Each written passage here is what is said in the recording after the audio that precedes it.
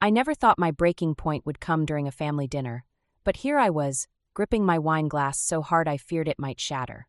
My name is Lila, and this was the moment I realized I'd married into a war zone disguised as a family. "So thoughtful of you to bring store-bought dessert," my mother-in-law Celeste said, her smile sharp as a knife. Though I always taught my children that homemade shows true caring. I watched my husband Ethan shrink into his chair, suddenly fascinated by his pot roast. 6 months of marriage, and he still couldn't stand up to his mother. The crystal chandelier above us cast shadows that made everyone look slightly sinister, especially Bianca, my sister-in-law, who was practically gleaming with satisfaction. "I had back-to-back meetings today," I explained, though I knew it wouldn't matter. "The bakery downtown makes wonderful." "Oh yes, I'm sure you're very busy," Bianca cut in, twirling her engagement ring. "It must be exhausting, trying to balance a career with being a proper wife." I could never. The dig was clear. I wasn't living up to the Morgan family standards. I took a long sip of wine, remembering my mother's advice. Kill them with kindness. But kindness was getting harder by the minute. "Speaking of proper," Celeste continued, dabbing her lips with a monogrammed napkin, "we need to discuss Bianca's engagement party. As family, we all need to contribute appropriately." The way she emphasized appropriately made my stomach turn. I'd heard through the grapevine that Celeste had already drained Ethan's savings account for Bianca's wedding, all in the name of family duty. "Of course," I smiled, meeting her gaze. "We'd love to help however we can afford to." The temperature in the room seemed to drop 10 degrees. Celeste's perfectly lined eyes narrowed, and Bianca's fork clattered against her plate. I'd just committed the cardinal sin in the Morgan household, suggesting there might be limits to our financial obligations. As I looked around the table at their faces, I realized this wasn't just about money or homemade desserts. This was about power, and I just challenged the queen. The following weekend, I decided to host a dinner party at our house. Maybe if I could show Celeste and Bianca that I was capable of being the perfect hostess, things would change. I spent hours preparing everything from scratch, no store-bought desserts this time. "The tablecloth is crooked," Bianca announced the moment she walked in, adjusting it with sharp tugs that nearly toppled my carefully arranged centerpiece. Her fiancé Max shot me an apologetic look, but stayed silent. "I think it looks lovely," Max offered quietly, earning himself a sharp glance from both Bianca and Celeste. The evening spiraled downward from there. Every detail I'd meticulously planned became ammunition. The wine wasn't properly aged, the soup was too salty, and apparently my choice of music was trying too hard to be sophisticated. "Remember when you made that beautiful cocoa vin for Christmas, darling?" Celeste said to Bianca, completely ignoring the roast I'd just served. Now that was a proper dinner party. I watched Ethan push his food around his plate, his silence deafening. When Celeste started critiquing my choice of silverware, he suddenly became fascinated with his phone. The same way he'd disappeared behind his pot roast last week. "Actually, Mother," Bianca chimed in. "Speaking of Christmas, I was thinking we should discuss the holiday arrangements now. Max and I would love to host this year." My fork froze halfway to my mouth. Ethan and I had already planned to host Christmas, our first as a married couple. We'd talked about it for months. "What a wonderful idea," Celeste beamed. "It would be so special to have Christmas at Bianca's new house. Don't you agree, Ethan?" I turned to my husband, waiting for him to speak up, to remember our plans, to show any sign that he was still on my side. Instead, he nodded and mumbled, "Whatever everyone wants." That's when I knew. This wasn't just about winning over my in-laws anymore. This was about saving my marriage from a family that was slowly suffocating it. As I watched Bianca and Celeste exchange triumphant looks across my carefully set table, something inside me hardened. They wanted a war. Fine. But they were about to learn I wasn't as easy to dismiss as they thought. I was grabbing coffee with Sarah, my closest friend from work, when I overheard them. 2 tables over, Bianca's voice carried clearly. "She's obviously after the family money. I mean, have you seen how she dresses? Those designer bags aren't buying themselves." My hand froze around my coffee cup as I listened to my sister-in-law tear apart my marriage to her lunch companion. I'd recognized Max's sister Emma's voice agreeing with her, spreading the poison further into both families. "Poor Ethan," Bianca continued, not bothering to lower her voice. "Mother tried to warn him before the wedding, but you know how men can be when they're distracted. At least she can't touch the trust fund without Mother's approval." Sarah reached across the table, squeezing my hand. "Don't let them see you cry," she whispered. But I wasn't crying. For the first time since this nightmare began, I felt oddly calm. Everything suddenly made sense, the constant questions about my career, the pointed comments about my spending habits, Celeste's insistence on being involved in our financial decisions. I stood up, my chair scraping loudly against the floor. Bianca's head snapped around, her face shifting from shock to a practiced smile. "Lila, what a surprise. Is that what you really think of me?" My voice was steady, surprising even myself. "That I married your brother for money? Oh, don't be dramatic," Bianca waved her hand dismissively. "We're just looking out for family interests. You understand, don't you? Family interests?" I laughed, but it came out harsh. "You mean your interests. Tell me, does Max know how much you've been spending on your engagement party? Or about the credit card debt you're hiding?" Her face went white. I'd seen the statements while helping Ethan with some family paperwork. Paperwork Bianca didn't know I had access to. "You're just jealous," she hissed, standing up. "Trying to turn everyone against me because you can't stand that Ethan had a family before you." "No, Bianca. I'm done trying to be part of your family. But if you want to play this game, remember, I have nothing left to lose." I walked out, leaving her sputtering behind me. My phone buzzed Celeste's number. The war was about to escalate, and this time I was ready. I'd been sitting in my car for 20 minutes, staring at our empty driveway, when Celeste's voicemail played again on speaker. "How dare you threaten my daughter? After everything we've done for you, this is how you repay us? Ethan needs to know what kind of woman he really married." The front door opened, and Ethan's silhouette appeared. He'd been distant since I'd confronted Bianca at the cafe 3 days ago. Now I knew why they'd gotten to him first. I walked into our house, the home we'd chosen together, now feeling like enemy territory. Ethan stood in our kitchen, gripping a manila folder. "What's this about you investigating Bianca's finances?" His voice was quiet, dangerous. "What's this about me being a gold digger?" I countered, dropping my bag on the counter. "Were you going to tell me that's what your family thinks, or were you hoping I'd never find out? That's different." "How?" My laugh came out hollow. "How is it different, Ethan? Your sister spreads lies about me, your mother treats me like a criminal. And you just stand there. Always standing there, saying nothing." He ran his hand through his hair, a gesture I used to find endearing. "They're my family, Lila. And what am I?" The silence stretched between us like a chasm. My phone buzzed, a text from Max. "We need to talk. About Bianca. About everything." "I need time to think," Ethan finally said, avoiding my eyes. "Maybe you should stay with Sarah for a few days." I felt something break inside me, but not in the way I expected. Instead of pain, there was clarity. I looked at my husband, really looked at him, and saw what I'd been avoiding for months. A man who would always choose his family's version of reality over mine. "You're right," I said, surprising us both. "I should go. But Ethan, while I'm gone, ask your mother about the trust fund she's been holding over my head. The one I didn't know existed until your sister started running her mouth about it." His head snapped up, confusion crossing his face. I grabbed my bag and headed for the door, my phone buzzing again with Max's incoming call. It was time to find out just how deep this family's secrets went. The cafe where I met Max was nearly empty, which suited our conversation perfectly. He slid a stack of papers across the table, his hands shaking slightly. "Bianca doesn't know I found these," he said quietly. "She's been forging my signature on loan applications. The engagement party? It's just the tip of the iceberg." I flipped through the documents, my coffee growing cold. Credit card statements, bank loans, and something else. Transfers from Ethan's accounts to Bianca's, dating back months before our wedding. My phone buzzed. A text from Celeste. "Dinner tonight. Non-negotiable. We need to discuss your contribution to the engagement party." "There's more," Max said, watching my face. "Celeste has been enabling this for years. She uses the family trust fund to cover Bianca's debts, then holds it over everyone's heads. Even Ethan." The cafe door chimed. Bianca walked in, freezing when she saw us. Her perfectly applied makeup couldn't hide her pallor. "What's going on here?" Her voice wavered between sweet and threatening. "Just getting to know my future sister-in-law better," I replied, sliding the papers into my bag. "Max has been sharing some fascinating family history." Bianca's eyes darted between us, landing on Max's guilty expression. "Whatever she's told you about me is a lie," she said to him, but her voice cracked. "I haven't told him anything, Bianca. Your bank statements did all the talking." She grabbed Max's arm, her nails digging in. "We're leaving. Now." My phone buzzed again. "Ethan, Mother says you're causing problems. Please just apologize and pay for your share." "For me?"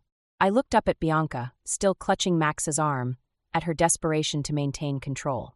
I thought about Ethan, always choosing the path of least resistance. The engagement party is in 2 days, Bianca hissed. Don't ruin this for me, or I swear. You'll what? I stood up, gathering my things. Spread more rumors? Drain more accounts? I wonder what Max would think about the real cost of this party. I walked out, leaving Bianca's sputtering threats behind me. Tonight's dinner with Celeste loomed ahead, a showdown I'd been avoiding for months.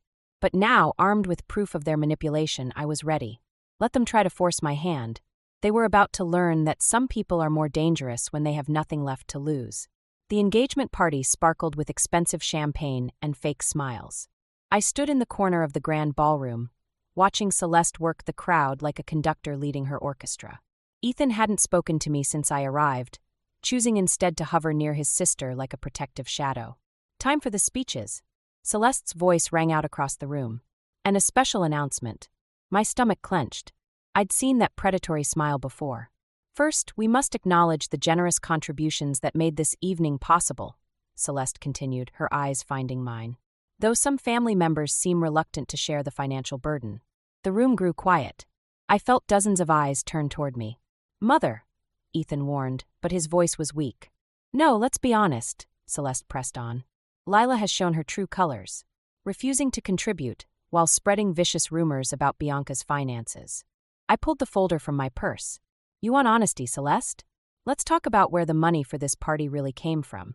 Lila, don't. Ethan grabbed my arm. Please. I yanked free. Your sister forged Max's signature for loans. She's been stealing from your accounts for months. And your mother's been covering it up. The room erupted in whispers. Bianca's face crumpled while Max stood frozen, champagne glass halfway to his lips. How dare you? Celeste advanced toward me. After everything we've done for you. Everything you've done? I laughed. You mean like draining Ethan's savings? Or spreading rumors that I'm a gold digger? Enough. Ethan's voice cut through the chaos. He turned to me, his face hard. You need to leave. Now. Are you serious? I stared at him, searching for any sign of the man I'd married. You're choosing them? Even now. They're my family, he said quietly. And what am I? He looked away, and in that silence I heard everything I needed to know.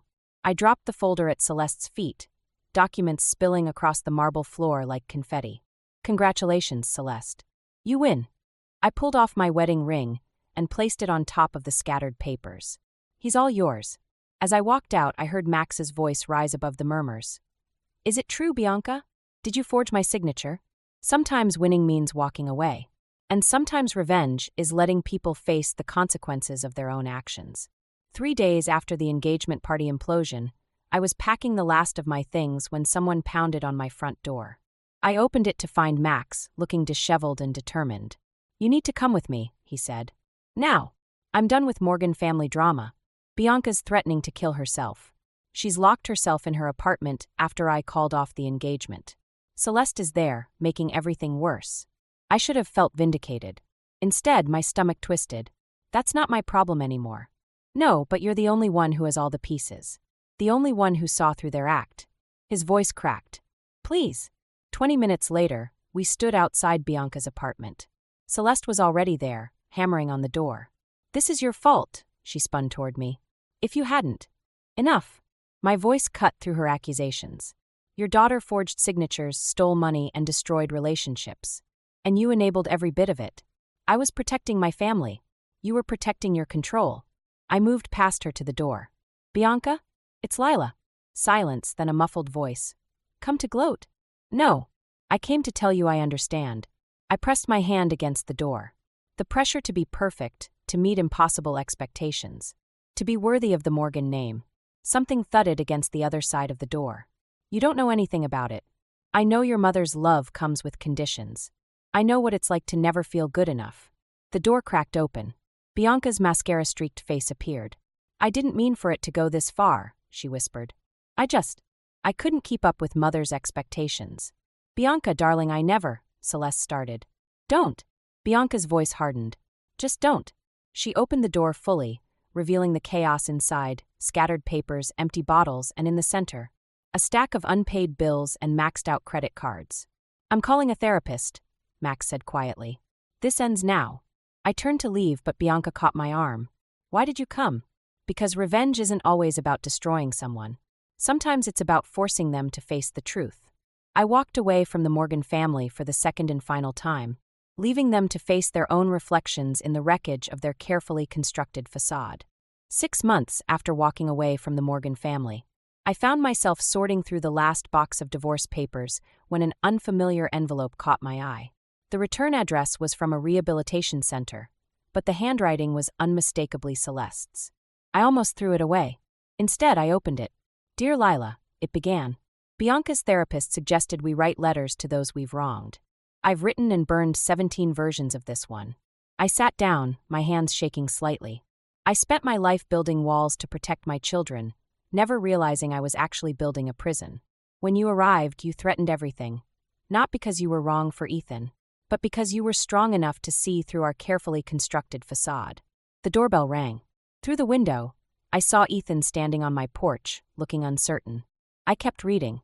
Bianca is doing better. She's learning to live without the weight of my expectations. Max visits her sometimes. Ethan. Here the writing became shakier. Ethan finally told me about the kind of mother I've been, the kind of family we became. I opened the door before Ethan could ring again. "I got the signed papers," he said quietly. "I just wanted to return this." He held out my old house key. "How's Bianca?" I asked, surprising us both. "Better. Therapy's helping. Mom too, actually." He paused. "I'm sorry I wasn't stronger." "I'm not." I took the key. Sometimes we need to lose everything to find ourselves.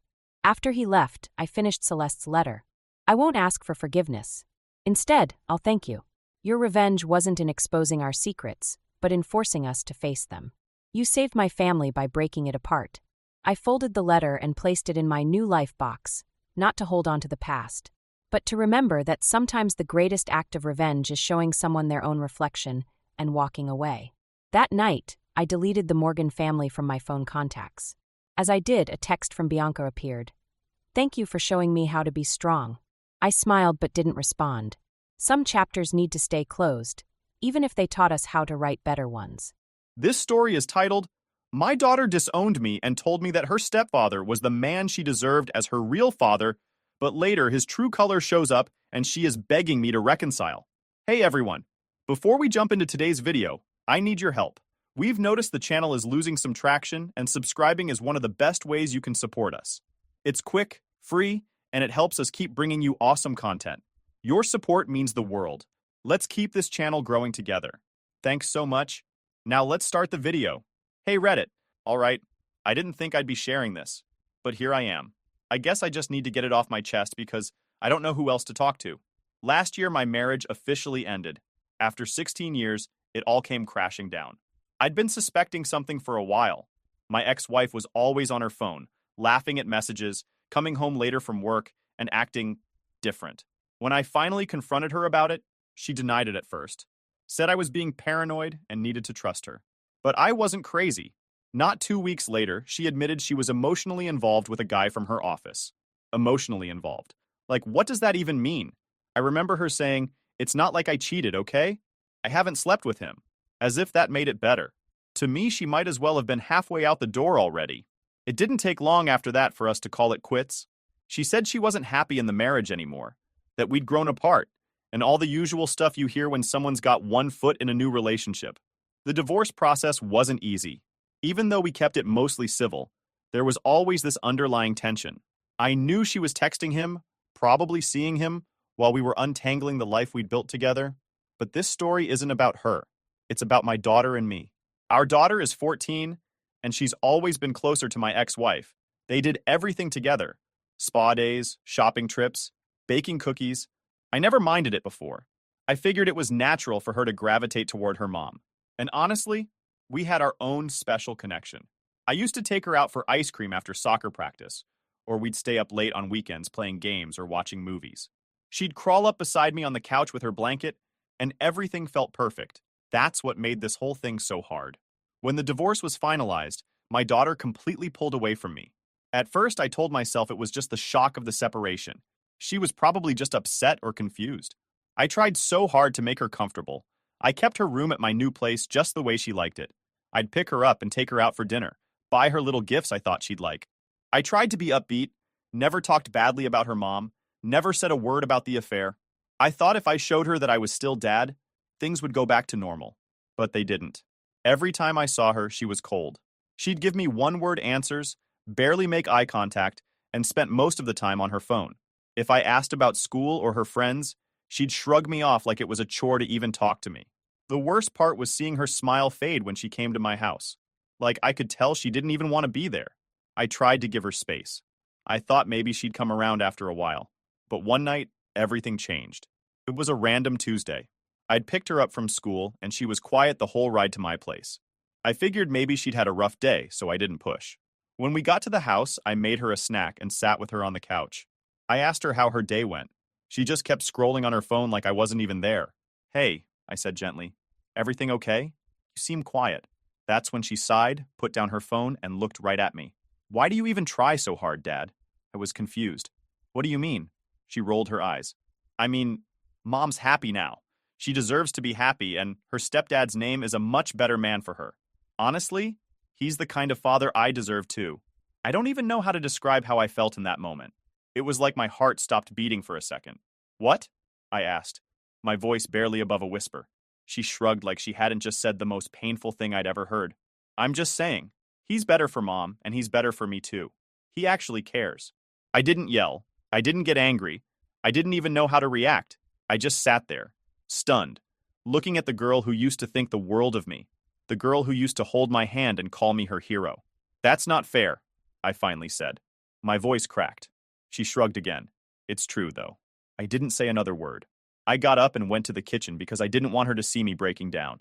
My hands were shaking as I leaned against the counter, trying to keep it together. She didn't realize it, or maybe she did, but she'd just shattered me. That night, after I dropped her off at her mom's house, I went home and cried. I don't even remember how long. I sat on the floor of my bedroom, just trying to process what she'd said. He's the kind of father I deserve. I kept repeating it in my head. My own daughter, my flesh and blood, thought I wasn't good enough to be her dad. The next day, I couldn't even get out of bed. I called in sick to work because I couldn't face anyone. I felt like a failure, not just as a husband, but as a father. I kept asking myself, what did I do wrong? Was I too strict? Was I not there enough? Did I somehow deserve this? My sister was the only one I told. She was furious for me. "You gave your everything to that girl," she said. "You've always been a good dad no matter what." She reminded me of all the times I'd been there for my daughter, all the times I'd sacrificed my time and money to make her happy. But none of that seemed to matter anymore. After that night, when my daughter told me her stepfather was the father she deserved, something in me just shut down. I didn't make this decision overnight, but it became clear that I couldn't keep living like that, chasing after someone who didn't want me. I don't know how to explain it, but I felt like I was banging my head against a wall. No matter what I did, no matter how much I tried, I wasn't good enough for her anymore. And it hurt, more than I can really put into words. I spent the next few days in a haze. I avoided looking at photos of us, but everywhere I turned, there was a reminder. The old picture she'd drawn for me in kindergarten, me with a cape that said, "My superhero dad," the family trip photos on the fridge, her soccer trophies I'd helped her win by coaching her through extra practice. It all felt like a cruel joke now. So I made a decision to protect myself. I know that might sound selfish to some of you, but I had to. I decided I would do only what was legally required of me as a father. Nothing more. No more bending over backward for a relationship where I wasn't respected. The first step was practical: my finances. For years, I'd planned for her future. I had college savings, life insurance, and retirement accounts, all of it set up so she'd be taken care of, no matter what. But now, why should I keep sacrificing for someone who didn't see me as her dad anymore? I sat down one evening with all the paperwork spread out in front of me. The process was harder emotionally than I thought. I stared at her name listed as the primary beneficiary for my 401k and other accounts and felt that familiar pang of guilt, like I was doing something wrong. But then I remembered her words, "He's the kind of father I deserve." I took a deep breath and filled out the forms. I listed my sister as the beneficiary instead. She was the only person who had been there for me through this nightmare. She'd been my support system, listening to me vent and holding me up when I felt like collapsing. She deserved something for that. The next decision was the college fund. I know this is the part where people are going to come at me, but let me explain. I spent years putting money into that fund. I gave up vacations, skipped out on luxuries, and worked overtime to build it. I did it because I wanted to give my daughter every opportunity in life. But what's the point of saving for someone who doesn't even want you in her life? I decided to start using that money for myself. At first, I only dipped into it a little, just enough to fix some things around my house. Then my sister and I started talking about taking a trip. She hadn't been out of the country in years. And honestly, I needed an escape. I needed something to remind me that life wasn't just pain and disappointment. We booked a 2-week trip to Europe. I used a chunk of the college fund to pay for it, and for the first time in months, I felt like I could breathe again. My sister and I traveled to places I'd only ever seen in pictures: Italy, France, Spain. We ate amazing food, drank too much wine, and laughed like we hadn't laughed in years. For the first time since the divorce, I felt like I was living for me instead of constantly being crushed under the weight of expectations I could never meet. When I got back, I knew there was no turning back. Over the next few months, my daughter started to notice that I wasn't bending over backward anymore. I wasn't trying as hard to engage her in conversation, and I wasn't planning special outings or gifts. I wasn't cruel or unkind. I just stopped trying so hard. I'd pick her up when it was my time, drop her off, and do the basics. I didn't push her to talk or spend extra time together. I just did what was required of me. At first, I don't think she really cared. She was still so absorbed in her mom's new life and the perfect family she had with her stepdad. But eventually, she started to pick up on the changes. She'd glance at me during car rides or sit in silence for longer stretches than usual, as if she wanted to ask something but didn't know how. Then one day, everything came to a head. My daughter came over for her usual weekend visit. She spent most of the afternoon in her room, as usual, doing whatever teenagers do on their phones. I was in my office, going through some mail and organizing my paperwork. I didn't realize she'd come in until I heard the sound of papers shuffling behind me. "What are you doing in here?" I asked, startled. She had a handful of documents in her hand. I froze when I saw what they were: the beneficiary changes. "What's this?" she asked, holding up the papers. "Those are personal," I said, trying to keep my voice calm. Her face was flushed with anger. "Why is Aunt Sister's name the beneficiary? What happened to me?" I didn't know what to say at first. I hadn't planned for her to find out like this. "I've made some changes," I said quietly. "What does that even mean?" she yelled. "You took me off. You're leaving everything to Aunt Sister's name now? Why would you do that?" I sighed, trying to steady myself. "Because, daughter's name, I can't keep pouring into a relationship where I'm not wanted. You told me your stepdad was the father you deserve. I heard you loud and clear." Her eyes welled up, but she was too angry to let the tears fall. "That's not fair. That's my college money. You're ruining my future." I shook my head. "I spent years saving that money because I wanted you to have the best. But you've made it clear where I stand in your life. I'm not going to keep giving to someone who doesn't respect me." "You're abandoning me," she yelled. "I'm not abandoning you," I replied firmly. "I'm still doing everything I'm required to do. But I need to take care of myself too. I can't keep giving when it's just hurting me." She didn't say another word. She just stared at me, shaking her head in disbelief, before storming out of the room. I sat there for a long time after she left, staring at the desk. I felt torn in two. Part of me wanted to chase after her, to hug her and tell her I'd fix everything. But the other part, the part that was tired of being treated like I didn't matter, knew I had to stand my ground. After my daughter stormed out of my office that day, I sat there for what felt like hours. My mind was racing, but at the same time, it felt empty. I kept replaying her words over and over in my head. "You're ruining my future." I'd heard anger in her voice, but there was something else too. Something deeper that I couldn't quite place. Maybe hurt? Maybe shock? I don't know. But I didn't let myself dwell on it for long, because I had to remind myself of why I did what I did. She had made it clear to me for months how she felt about me. I wasn't wanted in her life. I was the lesser parent, the one she barely acknowledged. That stepfather of hers, the guy my ex-wife cheated with, was now the person she held up as some perfect example of what a dad should be. You can't expect me to just keep going after being told something like that, right? I didn't think so. But the confrontation stuck with me. It's one thing to distance yourself quietly, to pull back and take care of yourself. It's another thing entirely to be confronted about it and have to look your kid in the face while you explain your choices. I didn't sleep that night. I kept tossing and turning, wondering if I'd gone too far, if I was being a monster. The next day, I got a phone call from my ex-wife. Now my ex and I had been keeping contact to a minimum since the divorce. We only communicated about our daughter, school events, visitation times, medical stuff. That's it. I knew as soon as I saw her name pop up on my phone that this wasn't going to be a pleasant conversation. Sure enough, she didn't waste any time. What the hell is going on over there? She snapped as soon as I answered. No, hello. No polite intro. Just straight to the point. What are you talking about? I asked, even though I knew exactly what she meant. Daughter's name came home last night in tears. She said you're cutting her off, that you took her off your accounts and spent her college fund. I sighed. I didn't cut her off. I'm still fulfilling my obligations as her father. Obligations? My ex practically spat the word like it was poison. You're her father. She's a child. How could you do this to her? And there it was. The guilt trip I knew was coming. I kept my voice steady, though. I didn't do this to her. I've been doing everything I can for her. I've tried for months to be a part of her life, but she made it clear she doesn't want me there. I'm not going to keep throwing everything I have into a relationship where I'm not respected or valued. I'm done being treated like I don't matter. She's just a kid, my ex shouted. You're the adult here. You don't get to act like this because your feelings are hurt. That stung, I won't lie. My feelings were hurt. They were shattered. But I also wasn't about to let her turn this all around on me. I'm not acting out of spite, I said firmly. I'm protecting myself. She told me her stepdad is the father she deserves. Do you know what that did to me? There was silence on her end for a moment.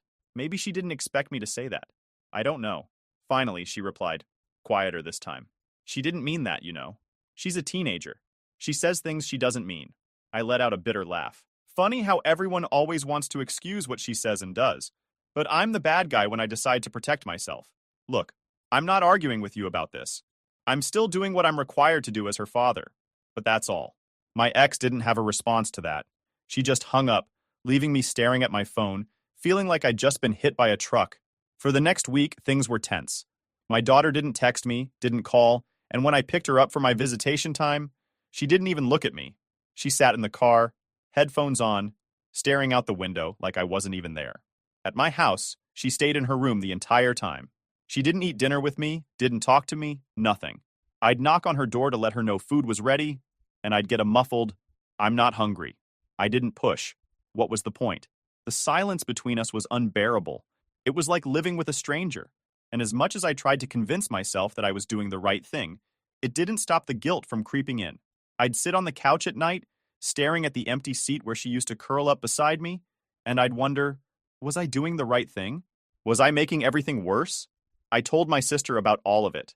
She's the only one who understands where I'm coming from. She's been through similar pain, even though she didn't have kids. You're not a monster, she told me. You're just human. You can't keep giving and giving when it's tearing you apart. You have every right to step back. Her words helped, but they didn't erase the ache I felt. About 2 weeks later, I got another confrontation. This time, it was my daughter herself. She was at my house for the weekend again, still giving me the silent treatment. I was sitting at the kitchen table, paying some bills, when she came out of her room and dropped a stack of papers in front of me. It was the college fund statement. I didn't even know she'd found it. "What is this?" she demanded. Her voice was shaking. I looked up at her. "It's the college fund." "Yeah, the college fund you're taking money out of," she snapped. "Why are you doing this?" "This is my future, Dad." I sighed. "Sit down," I said, gesturing to the chair across from me. She hesitated, but finally sat.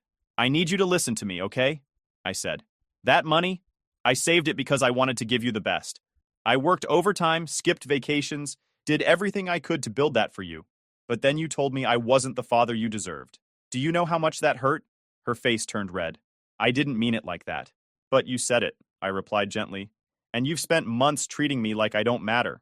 I can't keep giving everything I have to someone who doesn't want me in their life. I needed to take care of myself, too." She didn't say anything. She just stared at me. Her expression a mix of anger, hurt, and maybe something else. Regret? Don't know. Finally, she stood up and walked back to her room without another word. And just like that, I felt like the worst person in the world. Point. After that last confrontation, the silence in my house became heavier than ever. My daughter stopped talking to me completely. Not just during visits, but in every way. No texts, no calls, nothing. She came over when she was legally supposed to, but it was like having a ghost in the house. She'd walk in, go straight to her room, and shut the door. If I knocked to let her know dinner was ready, I'd get a short "okay," or sometimes no response at all. It wasn't anger anymore. It was like we had both given up. At first, I tried not to let it get to me. I'd sit on the couch and read a book or watch a show, pretending the house wasn't dead quiet except for the occasional creak of the floor when she moved around. I told myself this was what I wanted. Distance. Less hurt. but I was lying to myself. The silence was suffocating. I'll admit something here I haven't told anyone else. Sometimes, when she was in her room, I'd stand in the hallway and listen for any sign of her. I'd hear faint sounds of music playing on her phone or her pacing the floor, and I'd feel this overwhelming wave of sadness. I wanted to knock, to ask her how her day was, to just hear her voice say something that wasn't cold or resentful, but I couldn't bring myself to do it. This silent war went on for weeks. One day, while my daughter was at my place, my sister came over. She'd brought some groceries and a couple of gifts from her recent trip for work. She's always been the kind of person who loves giving gifts, no matter how small. We were sitting in the kitchen, chatting about random things, when my sister glanced toward the hallway. "She still hasn't come out?" she whispered to me. "Nope," I muttered, not wanting to get into it. My sister sighed and shook her head. "This isn't healthy, you know." "What am I supposed to do, sister's name?" I replied quietly. I tried for months. She made it clear where I stand. I can't force her to care about me. She didn't argue with me because she knew I was right. Instead, she got up and walked to the hallway. Before I could stop her, she knocked gently on my daughter's door. "Hey, sweetie," my sister said softly. "Can I come in?" I heard a faint "yeah" from inside, and my sister disappeared into her room. I stayed in the kitchen, trying not to eavesdrop but also unable to stop myself. I couldn't hear everything, but I caught bits and pieces of their conversation. "She's just really mad," my sister said later, after she came back to the kitchen. "She feels like you're punishing her." I looked at her, stunned. "Punishing her? How?"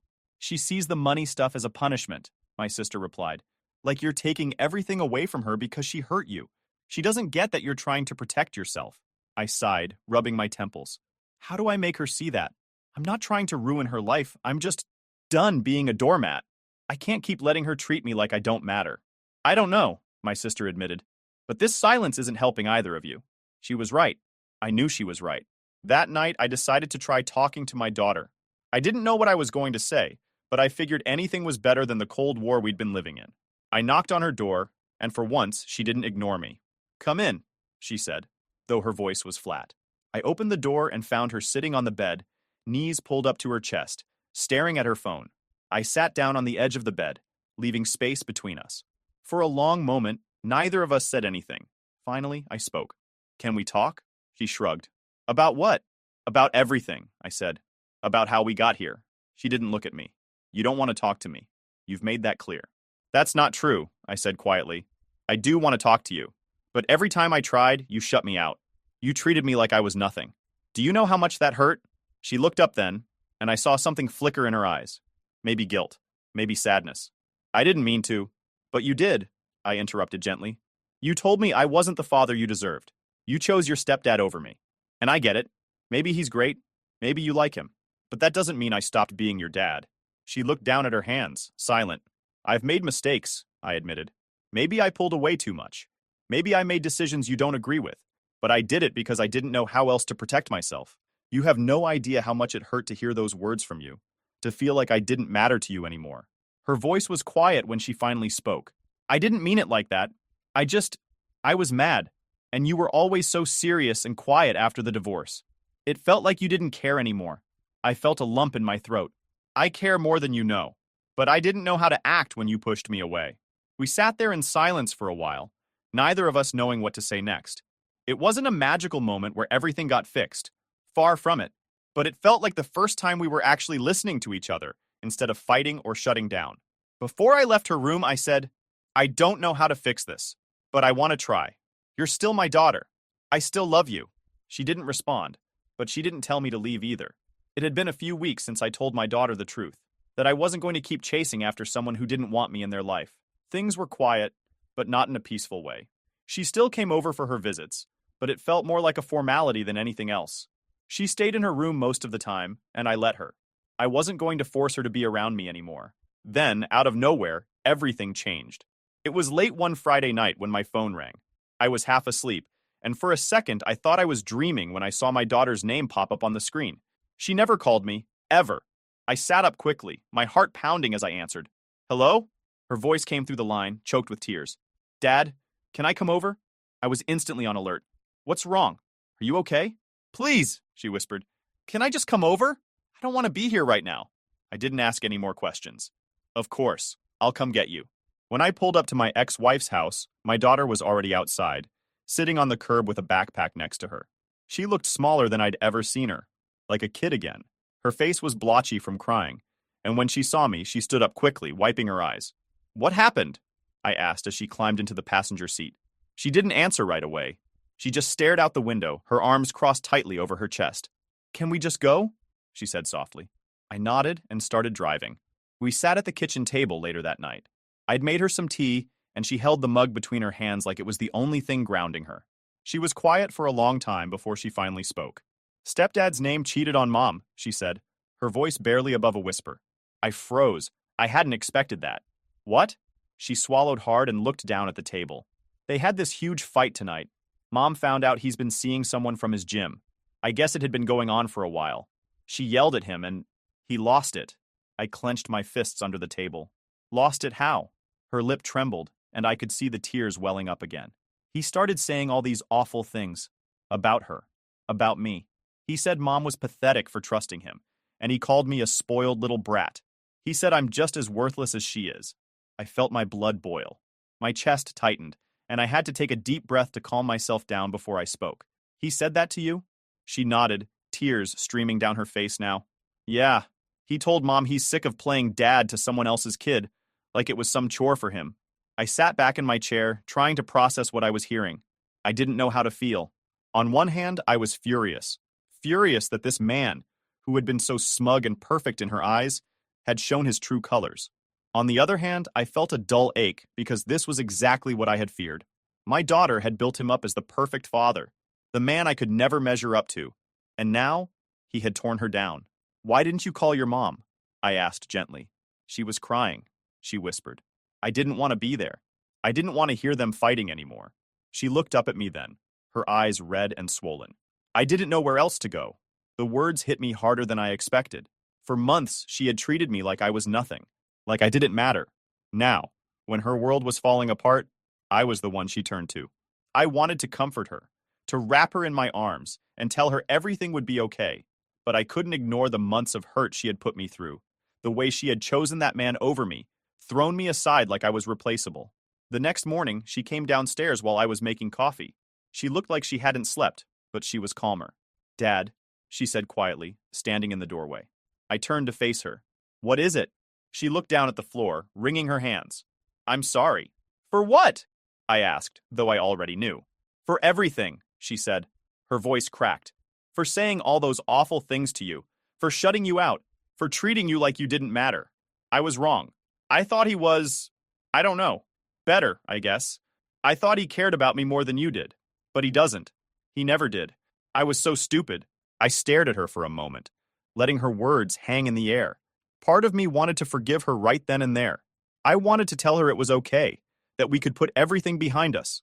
But another part of me couldn't forget the months of coldness, the way her words had cut me to the core. "I'm glad you're starting to see the truth," I said carefully. "But it doesn't undo everything that happened, daughter's name. You pushed me away. You made me feel like I wasn't good enough to be your dad. And now, just because he showed his true colors, you want to come back?" Her eyes widened, and she looked like I had slapped her. "I'm not asking for you to fix everything," she said, her voice trembling. I just want to try again. I want to have a relationship with you. Please, Dad." I shook my head slowly. "I don't know if I can do that." "Why not?" she asked, tears spilling down her cheeks again. "Because it's not that simple," I said. "I spent months trying to be a part of your life, and you shut me out. You treated me like I was nothing. I can't just forget that." "I was wrong," she sobbed. "I didn't know what I was doing.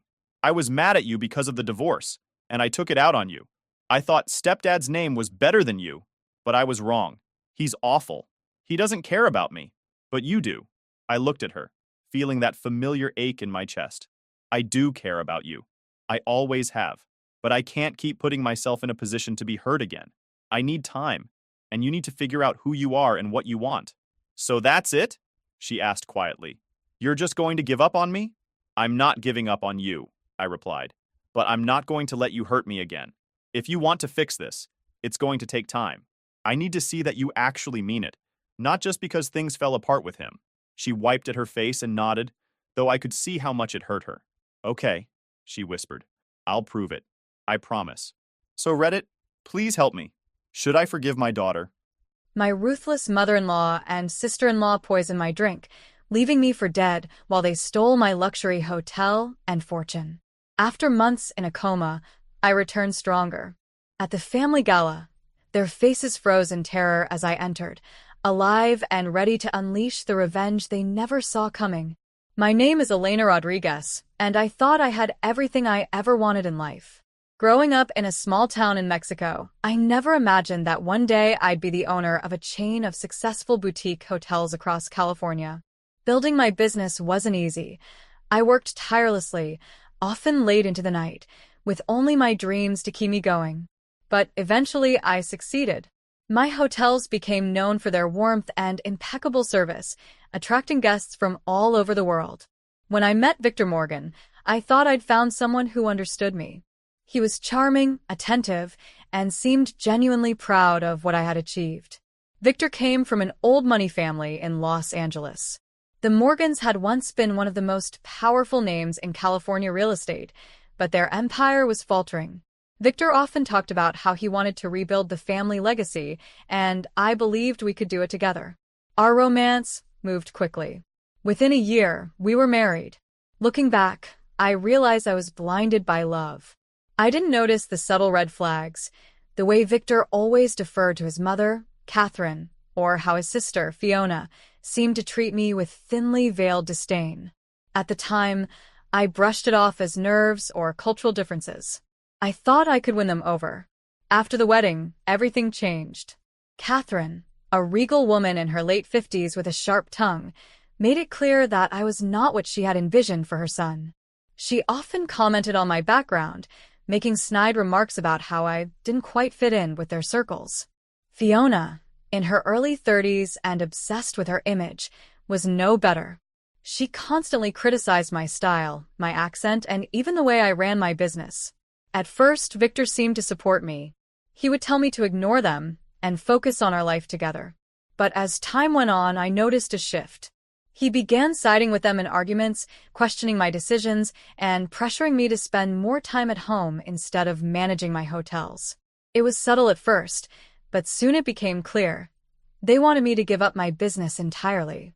One evening, Catherine invited us to dinner at the family estate. I remember sitting across the long dining table, surrounded by their opulent decor, as she made her intentions known. "Elena," she said, her tone deceptively sweet, "you've worked so hard. Don't you think it's time to let Victor take some of the burden? After all, a woman's true place is with her family." I was stunned. "Catherine, my business is my passion. I'm not giving it up." Victor chimed in, his voice unusually firm. "It's not about giving it up, Elena. It's about what's best for all of us. You can trust me to handle it." Their words left no doubt. They wanted control of everything I had built. They even suggested I transfer my assets to Victor for the family's benefit. I refused outright. That night, I realized I wasn't just fighting to keep my business. I was fighting to keep my independence. What I didn't know was how far they were willing to go. Over the next few weeks, things became more hostile. Catherine and Fiona spread rumors about me in their social circles, trying to damage my reputation. Victor became distant, often dismissing my concerns. I tried to hold everything together, but the pressure was mounting. Then, the unthinkable happened.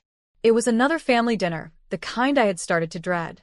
Catherine insisted I try the special wine she'd had imported from France. I hesitated. It wasn't like me to drink much, especially around them. But Victor smiled and poured me a glass. "You'll love it," he said, his tone light but his eyes unreadable. I took a sip. Then another. That's the last thing I remember. When I woke up, I was in a hospital bed. The doctor told me I had been in a coma for nearly 3 weeks. They said I had suffered from severe poisoning, but they couldn't determine the source. My mind raced. I wanted to believe it was an accident, but deep down I knew better.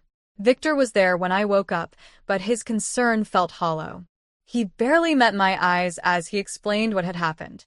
"The doctors aren't sure how it happened," he said, his voice flat. "Maybe it was something you ate." I wanted to scream, to demand answers, but I was too weak. Instead, I watched as he left the room, his phone already in his hand, texting someone as if I didn't exist. I knew then that I couldn't trust him. And I knew I had to uncover the truth. Recovering from the coma was the hardest thing I'd ever faced. My body was weak and my spirit even weaker.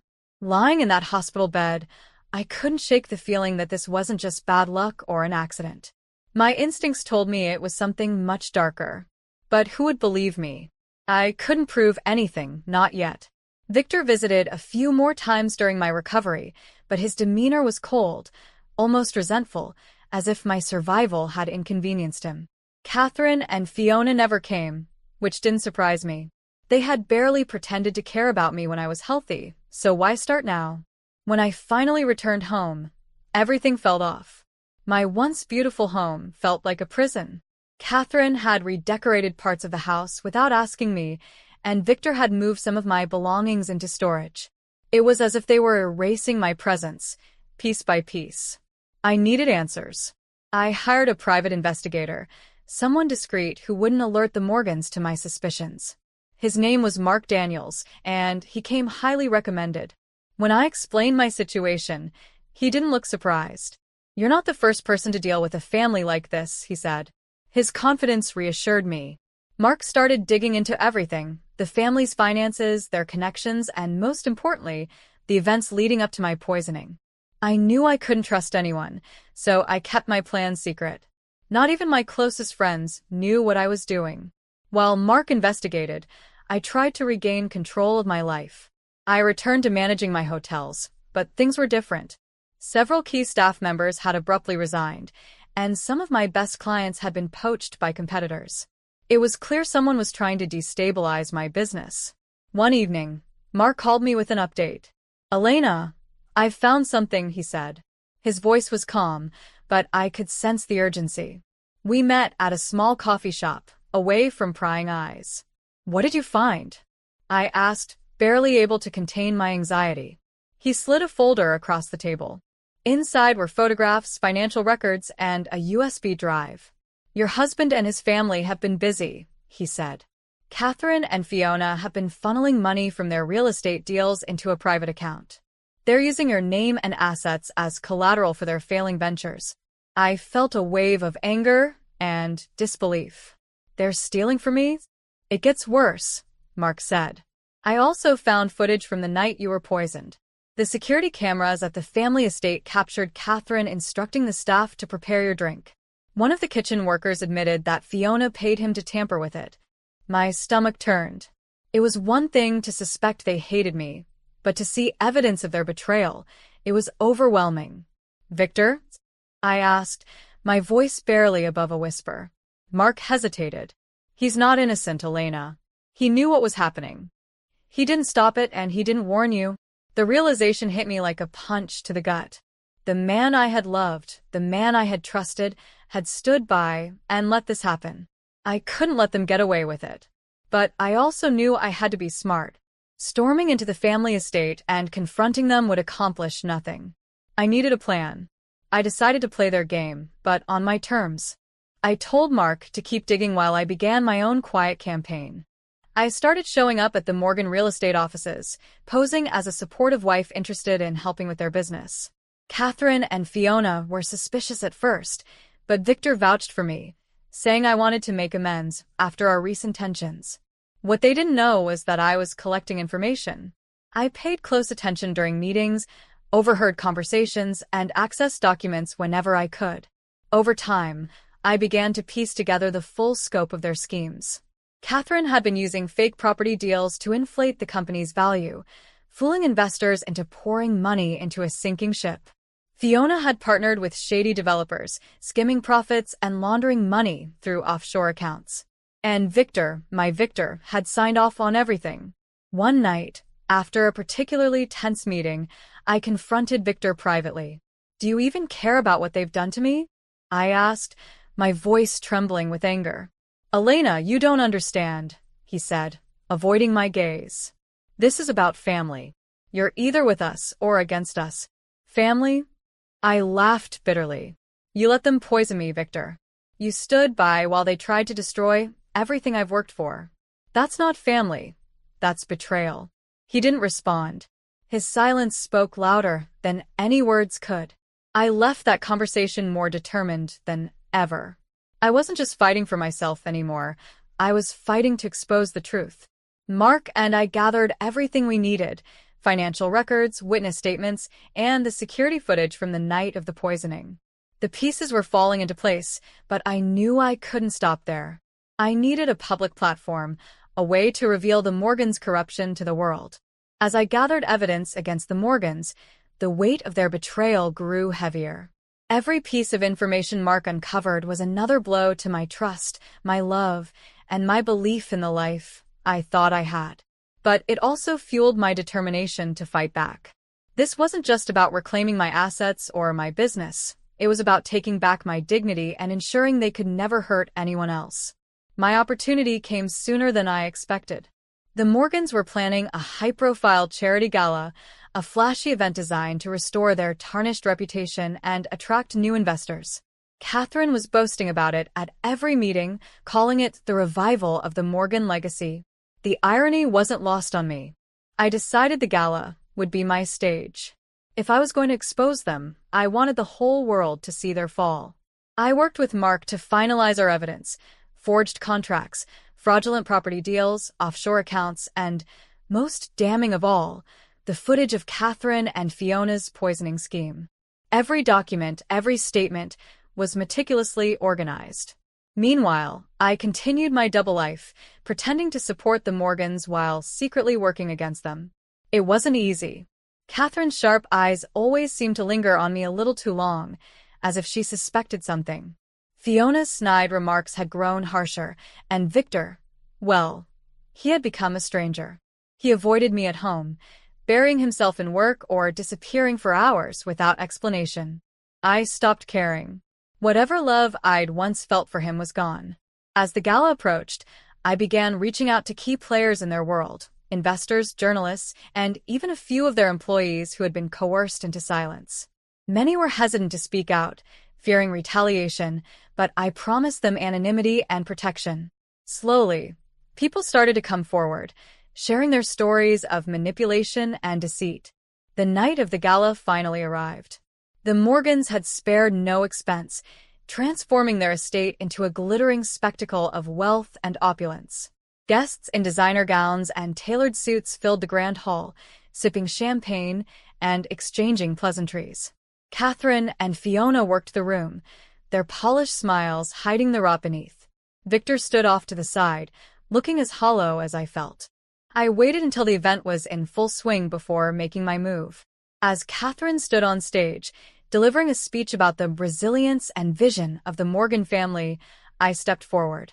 "Excuse me, Catherine," I said, my voice cutting through the hum of the crowd. "I think it's time we share the real story of the Morgan legacy." The room fell silent. All eyes turned to me.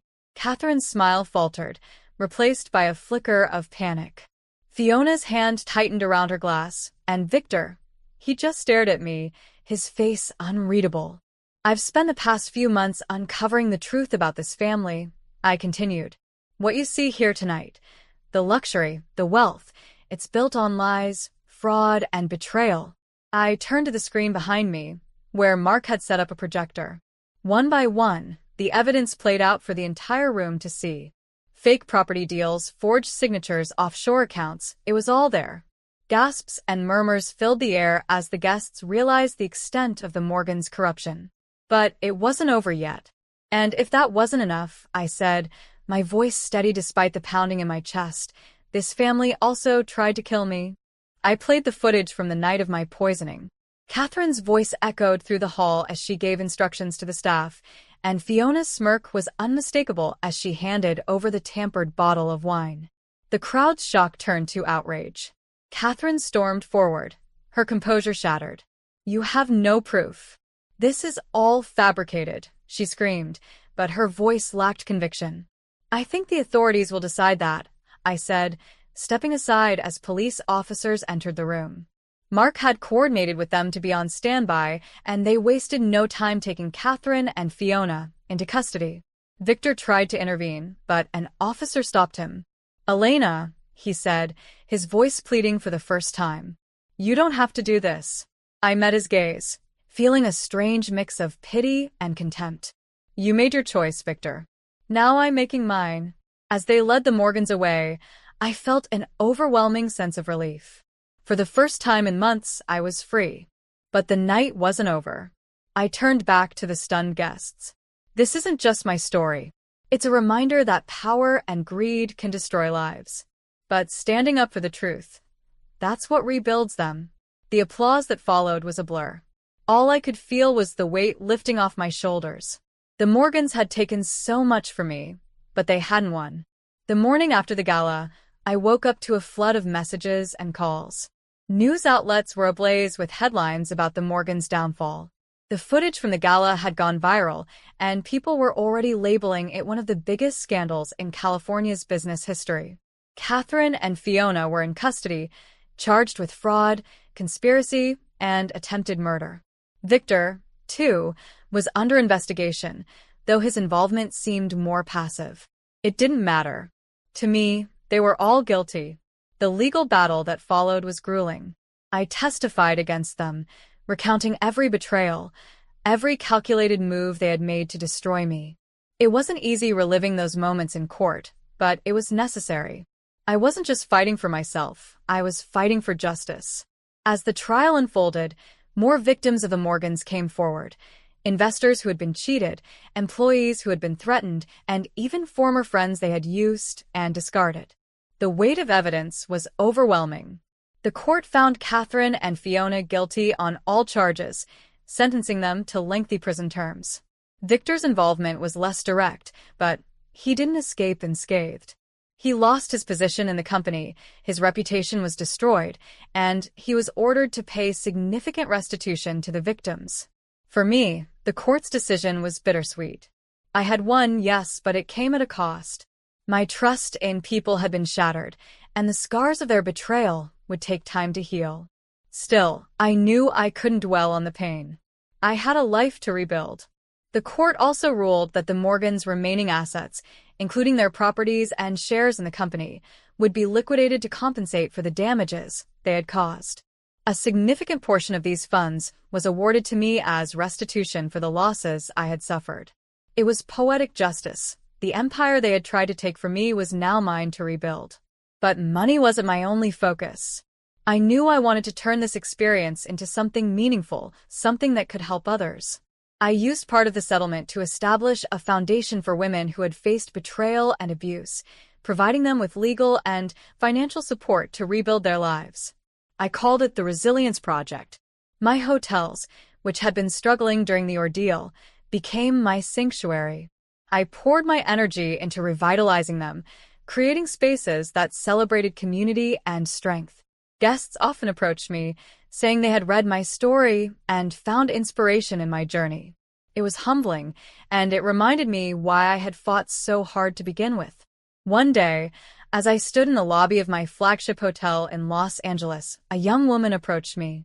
She was hesitant at first, but eventually, she said, "Your story gave me the courage to leave a toxic situation." Thank you. Her words stayed with me, a reminder that my pain hadn't been in vain. As for Victor, he tried reaching out to me a few times, sending letters that alternated between apologies and excuses. I never responded. I had nothing more to say to him. He was a part of my past, and I was focused on my future. Catherine and Fiona's downfall was swift and unforgiving. Their names became synonymous with greed and corruption, and the once proud Morgan family faded into obscurity. I didn't revel in their suffering, but I didn't pity them either. They had made their choices, and now they were paying the price. My greatest victory wasn't the money or the public vindication. It was reclaiming my sense of self. For so long, I had allowed their schemes to consume me, but now I was free. I had survived, I had fought back, and I had won. Years later, as I reflect on everything that happened, I realize how much I've grown. The betrayal that nearly broke me became the catalyst for my transformation. I'm stronger now, not because of what they did to me, but because of how I chose to respond. This journey taught me an important lesson. Resilience isn't just about surviving, it's about thriving, even in the face of unimaginable challenges. And as I continue to build my life, I carry that lesson with me, knowing that no matter what comes my way, I have the strength to overcome it. This is my story. It's not just about betrayal or revenge. It's about empowerment, redemption, and the unbreakable spirit of a woman who refused to be defeated. My name is Amber, and I never thought I'd be the one to cut ties with my family. But life has a way of showing you who people really are, especially during what should be the happiest moments. I met James 3 years ago at a tech conference where I was working as an event coordinator. He was different from the guys I usually dated, quiet, thoughtful, and incredibly intelligent. While I'd always been the life of the party like the rest of my family, there was something about his calm demeanor that drew me in. He worked as a senior programmer at a major tech company, and the way his eyes lit up when he talked about his projects made me fall for him instantly. "You're nothing alike," my younger sister Rachel kept telling me when we started dating. "He barely says 2 words at family dinners." She was 5 years younger than me, but always acted like she knew everything about relationships. Our parents, Tom and Linda, weren't much better. "Honey, are you sure about him?" Mom would ask whenever James left the room. "He seems so distant." I tried explaining countless times that James wasn't distant, he was just introverted. He preferred small gatherings to large parties, meaningful conversations to small talk. But my family never tried to understand. They saw his quietness as arrogance, his introversion as a personal slight against them. Despite their disapproval, James and I got married a year ago. It was a small ceremony, just the way we both wanted it. My family attended but spent most of the time making passive-aggressive comments about how different everything was from traditional family weddings. "I don't understand why they can't accept you for who you are," I said to James one evening after another tense family dinner. He just smiled that gentle smile of his and shrugged. "Not everyone needs to understand me, Amber. As long as you do." That's what I loved about him, his ability to stay above the drama, to not let other people's opinions affect him. But things were about to get much worse, and even his calm demeanor would be tested.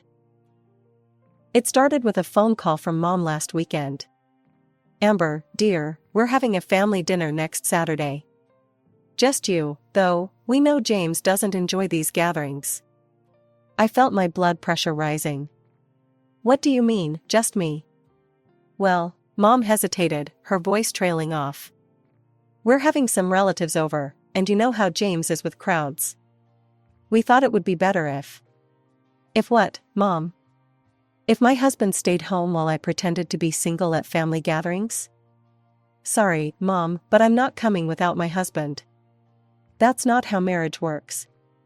I hung up before she could respond, my hands shaking with anger. When I told James about it later, he just laughed. Everything changed when Rachel called me one sunny morning. Her voice was bubbling with excitement, and I could practically feel her jumping up and down through the phone. "Amber, oh my God, you won't believe it. Mark proposed last night," she squealed. My heart leaped with genuine joy. Despite our differences, I loved my sister, and I knew how much she cared about Mark. They'd been dating for over 2 years, and he seemed like a good guy, a high school teacher who shared Rachel's outgoing personality and love for social gatherings. "That's amazing, Rachel. I'm so happy for you," I said, already grabbing my car keys. "Are you at Mom and Dad's?" "Yes. Come over right now. We're starting to plan everything." 20 minutes later, I was walking into my parents' familiar living room. Rachel immediately ran to hug me, her engagement ring catching the light. Mom and Dad were beaming, and Mark stood nearby, looking both proud and slightly overwhelmed. "Show me the ring," I demanded, and Rachel proudly displayed the modest but beautiful diamond. We spent the next hour going through wedding magazines and discussing dates. Then Mom's expression turned serious. "The only issue is, well, we're a bit tight on money right now," she said, looking uncomfortable.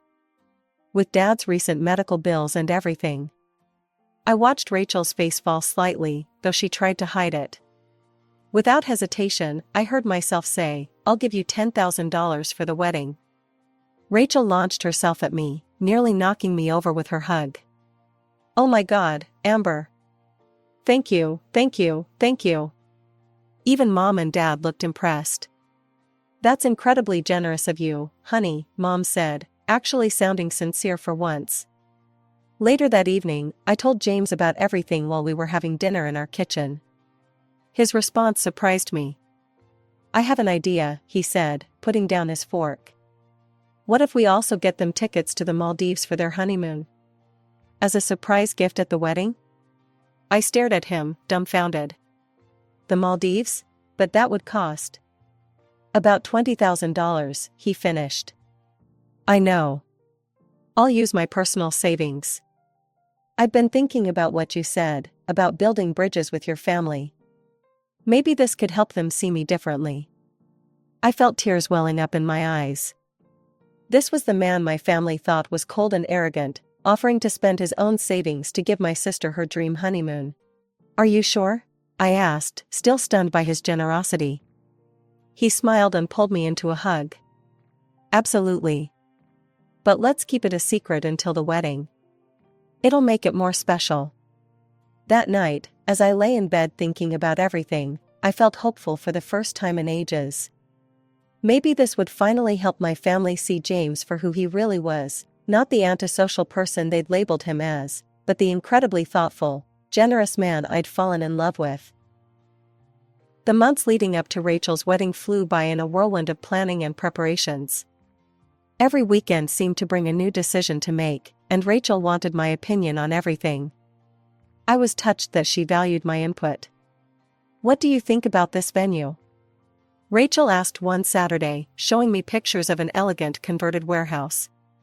It's smaller than the country club Mom suggested, but I think it has more character. I love it, I said honestly. Plus, it'll probably cost half as much.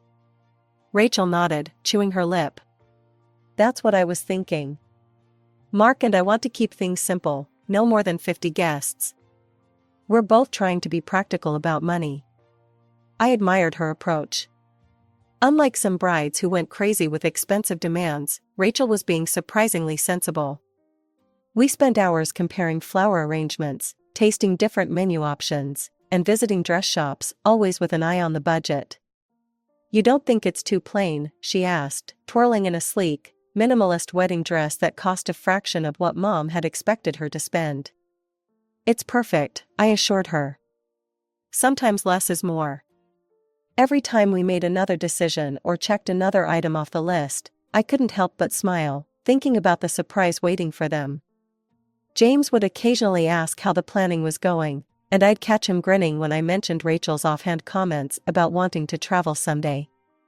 I can't wait to see their faces, he said one evening. Have you looked at the resort photos I sent you? The overwater bungalow is going to blow their minds. His enthusiasm made me fall in love with him all over again. Here was my antisocial husband, genuinely excited about giving my sister and her fiancé the honeymoon of their dreams. But as the wedding date grew closer, something started nagging at me. 2 weeks before the big day, I realized what it was: we still hadn't received our invitation. At first, I tried to brush it off. Rachel had been so busy with preparations, and she'd involved me in every detail of the planning. Surely it was just an oversight? Still, something felt off. James and I had our outfits ready, we'd arranged time off work, and we'd been actively involved in all the planning, but we didn't have an actual invitation. After a particularly restless night thinking about it, I decided to stop by my parents' house after work to ask Rachel directly. As I pulled into the driveway, I saw both my parents' cars and Rachel's beat-up Honda. Perfect, everyone would be there. I grabbed my purse and headed to the front door, still telling myself I was probably worried about nothing. After all, we'd been instrumental in planning this whole wedding. There had to be a simple explanation for the missing invitation. I walked into my parents' living room, trying to keep my voice casual. Hey, Rachel, I wanted to ask you something. James and I haven't received our invitation yet. I'm sure it just got lost in the mail or something. Rachel shifted uncomfortably on the couch, glancing at our parents before answering. Oh, actually, I wanted to give it to you in person. She reached into her purse and pulled out a cream-colored envelope, handing it to me with what I now recognize was forced enthusiasm. "Here you go." My hands were shaking slightly as I opened it. The invitation was beautiful, elegant script on thick paper, exactly the style we'd picked out together. But as I read the words, my stomach dropped. There was only one name on it, mine. "Rachel," I said slowly, my voice sounding strange to my own ears, "why isn't James's name on this?" She straightened up, and I saw something change in her expression. Gone was the hesitation, replaced by a defiant look I'd seen many times when we were kids, and she was about to do something she knew was wrong. "Well," she said, glancing at our parents again for support, "we decided to keep the guest list really tight. You know, only the absolute closest people." I felt like I'd been slapped. "Closest people? James is my husband. He's your brother-in-law." "Come on, Amber," Rachel said, rolling her eyes. "We all know he's not really family. He never tries to be part of anything." I turned to our parents, expecting, hoping, they would say something to correct this insanity. But Mom just sat there nodding, while Dad wouldn't even meet my eyes. "We support Rachel's decision," Mom said firmly. "Your husband doesn't enjoy these kinds of events anyway. He always looks so miserable at family gatherings." "That's not true," I protested, but Dad cut me off. "Be reasonable, Amber. He'll just sit there with that sad face of his the whole time, making everyone uncomfortable. Besides," he added, as if this was the clincher, "this way Rachel can save some money on the catering." "Save money?" I repeated incredulously. "You're talking about excluding my husband to save money on a plate of food?" "It's my wedding," Rachel said, crossing her arms. "I get to decide who comes, and I don't want him there bringing down the mood. He can stay home and code or whatever it is he does." I stood there, looking at these three people who I'd known my whole life, trying to understand how we'd gotten here. How could they sit there and so casually exclude my husband, act like he was some random acquaintance rather than family? The worst part was seeing how rehearsed it all seemed. They'd clearly discussed this before, prepared their arguments, agreed among themselves that this was perfectly reasonable. While my husband had been spending his savings on their dream honeymoon, they'd been plotting to exclude him. "Let me get this straight," I said, my voice dangerously quiet. "You want to exclude my husband to save money on the wedding that I gave you $10,000 for? $10,000 that I handed over without any conditions or expectations?" Rachel's smug expression faltered slightly, but she quickly recovered. "Well, that was different. You're my sister. And James is your brother-in-law." I cut her off. "But you know what's really ironic about all this? James has spent the last 3 months planning a surprise for you. He was going to give you and Mark an all-expenses-paid honeymoon trip to the Maldives. $20,000 worth of luxury resort, overwater bungalow, first-class flights, everything." The room went dead silent. Mom's hand flew to her mouth. Dad's jaw dropped. Rachel's face went through a rapid series of expressions: disbelief, shock, and then something that made my stomach turn: calculation.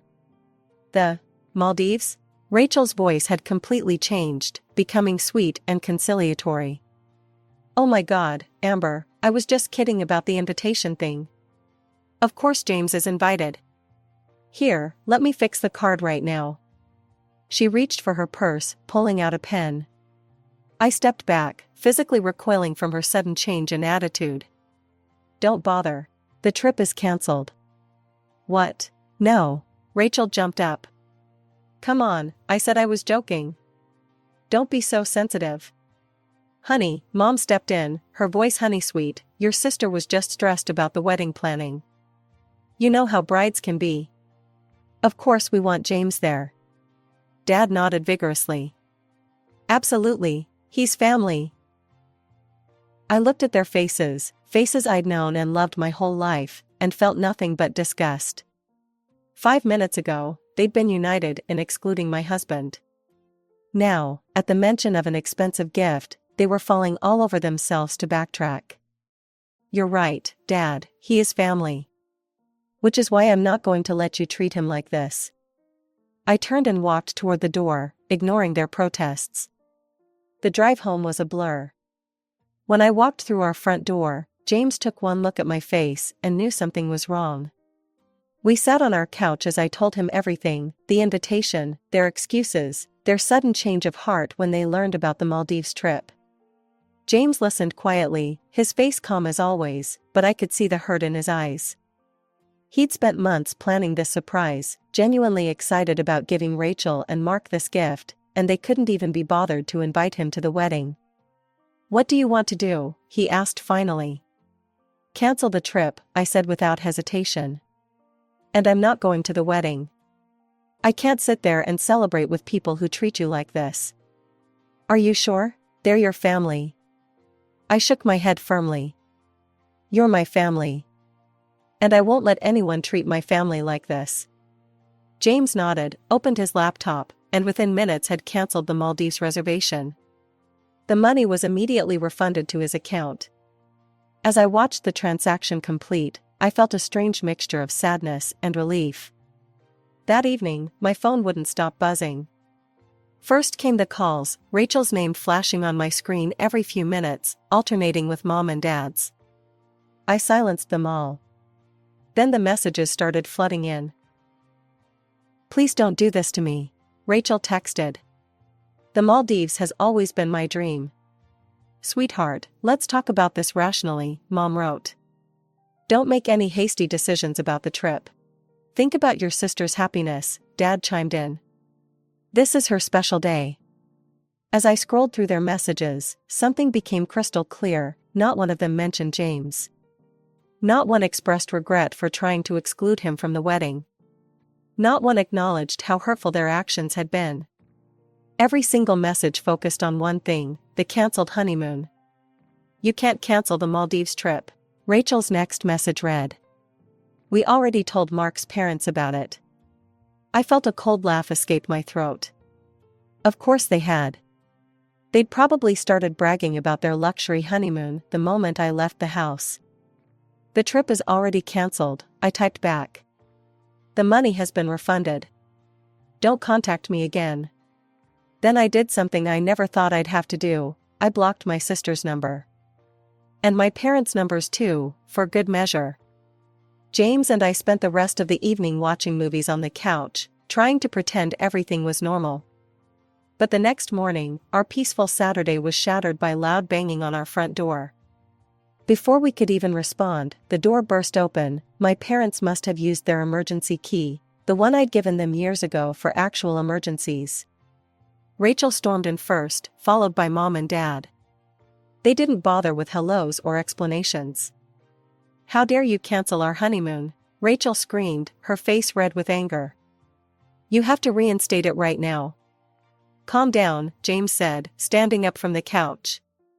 "You can't just burst into our house like this." They ignored him completely, as if he wasn't even there. "Do you know how embarrassing this is?" Mom demanded. "After we already told everyone about the Maldives?" "Fix this right now," Dad ordered, pointing his finger at me. "Call whoever you need to call. We want the trip reinstated immediately."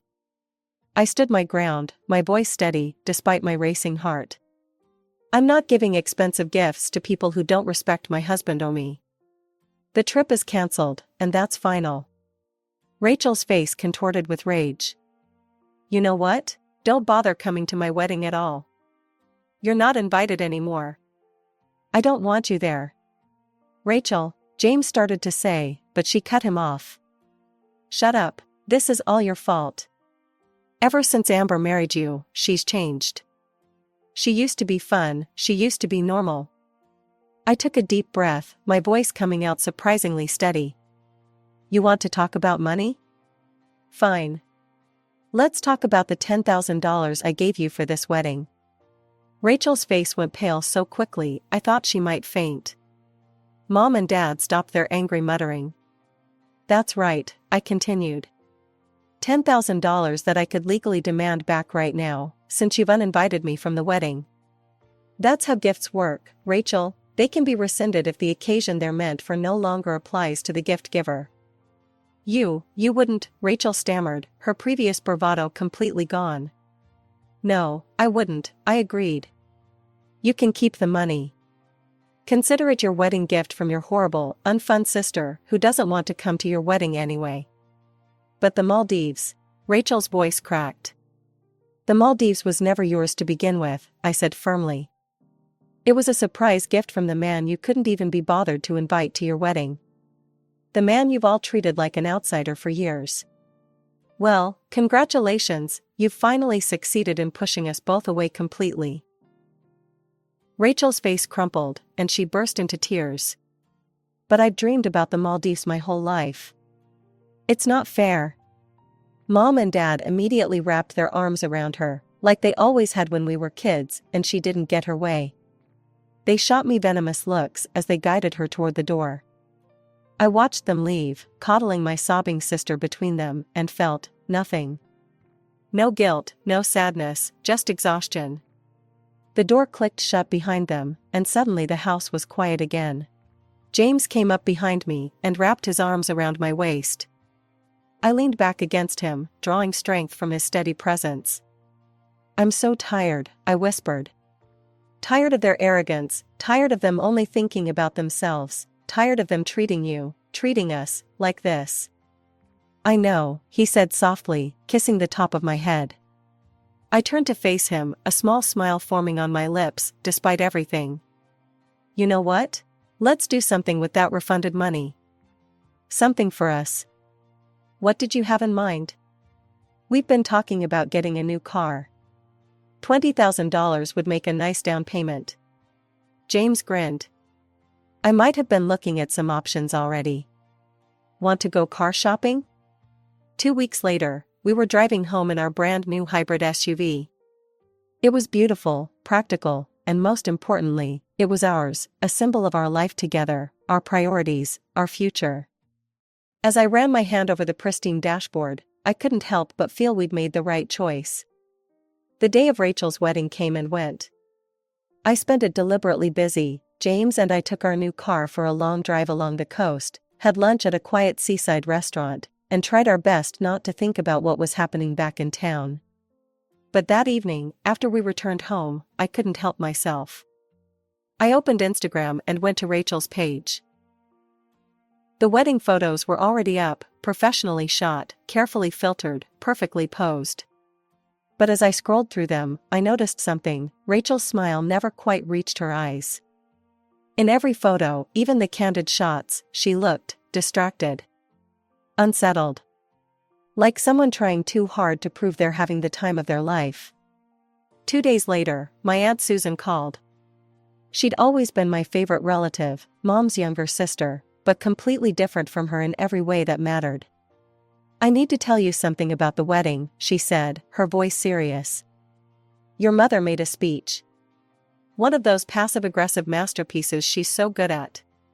She went on about how families should stick together, how some people become too caught up in their own lives to remember their responsibilities.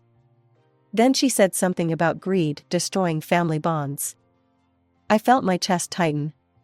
Let me guess, everyone knew exactly who she was talking about. Oh, honey, it was about as subtle as a brick through a window. The whole room was uncomfortable. Even some of Mark's family were whispering, asking what was going on. I took a deep breath and told her everything, the uninvited husband, the Maldives trip, Rachel's tantrum, all of it. When I finished, there was a long pause on the line. You did the right thing, she said finally, her voice firm. I've watched for years as they've treated James like an outsider. It's not right, and it's not your fault. Your mother and Rachel, they've always been like this, always had to have everything their way. Tears welled up in my eyes. Thank you, Aunt Susan. You don't know how much that means to me. After we hung up, I sat in our backyard for a long time, watching the sunset. James found me there and brought out 2 glasses of wine. Penny for your thoughts? He asked, settling into the chair beside me. I was just thinking about family, I said, taking a sip. About how sometimes the hardest decisions are the right ones. Do you think you'll ever reconcile with them? Honestly, I don't know. Maybe someday, if they can truly understand what they did wrong and make real changes. But I'm not holding my breath, and I'm not going to chase after them. James reached over and took my hand. Whatever happens, we'll face it together. I squeezed his hand back, thinking about how far we'd come. Sometimes it takes a crisis to show you what really matters, who really has your back. My family might have thought James was the outsider, the one who didn't fit in, but they were wrong. He was the one who had shown true family values, loyalty, respect, understanding. As we sat there in our backyard, watching the sky turn from orange to purple, to deep blue, I felt a profound sense of contentment. Our new car sat in the driveway, a symbol of our shared future. Our home, though quieter now without my family's constant drama, felt more peaceful than ever.